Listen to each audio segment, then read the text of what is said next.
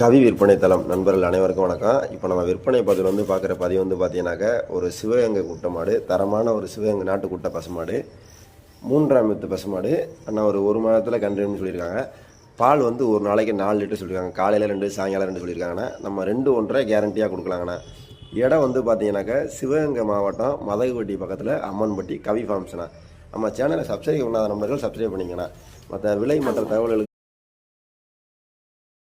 கவி விற்பனை தளம் நண்பர்கள் அனைவருக்கும் வணக்கம். இப்போ நம்ம விற்பனை பதிவில் பார்க்குற பதிவு பார்த்தீங்கன்னாக்கா ஒரு சிவகங்கை குட்டை மாடு, தரமான ஒரு சிவகங்கை நாட்டுக்குட்டை பசுமாடு, 3ஆம் வித்து பசுமாடு.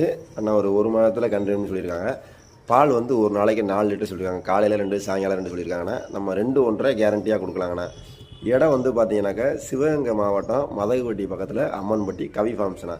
நம்ம சேனலை சப்ஸ்கிரைப் பண்ணாத நம்பர்கள் சப்ஸ்கிரைப் பண்ணிங்கண்ணா. மற்ற விலை மற்ற தகவல்களுக்கு